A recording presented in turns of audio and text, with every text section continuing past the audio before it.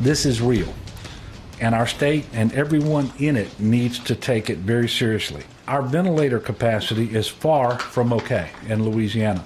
The problem isn't just that the cases are growing every day, it is that they're growing rapidly every day. If our growth continues, we could potentially run out of vents in the New Orleans area in the first week in April. One asterisk, remember they celebrated Fat Tuesday and Mardi Gras as usual, outdoors and together. But now there are dire warnings out of the state of Louisiana as the governor tries to convince people to stay indoors. Want to show you Bourbon Street in the Quarter today, a lone public servant, a letter carrier, making his rounds. The governor said yesterday Louisiana leads the world in new cases. 65 souls have already died there. Our next guest, who lives in New Orleans, recently wrote a New York Times op-ed warning that the single most important lesson of the 1918 influenza was tell the truth. With us for more tonight, veteran journalist John Barry. He's the author of the best-selling book, The Great Influenza, the story of the deadliest pandemic in history. John, while grateful that we grabbed one of the last vacations apparently in America, I have to give your book credit for ruining mine because it's all I read while I was away. Having said that, please give us a brief update on the city you and I both love, and that's New Orleans.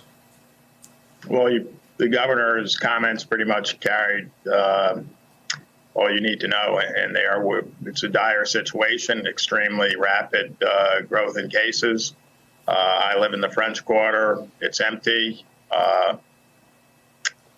Testing is not available. The same thing that's happening in New York. We're just a little bit behind that pace, I'd say. Unfortunately, hopefully something good will happen. We did institute... ton of Catholics. Go ahead.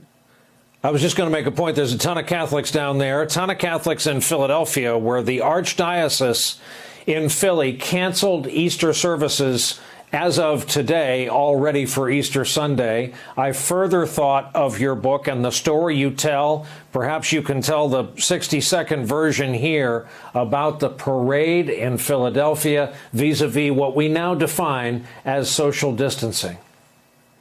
In Philadelphia, they had a Liberty Loan parade to sell war bonds. The medical community virtually universally advised canceling the parade. They didn't. And roughly 48 hours after the parade, the average incubation period for influenza, hundreds of thousands of people in the street, and the disease just exploded in the city. It ended up one of the worst cities in the country, possibly in the world, in terms of death toll. That's the story in short.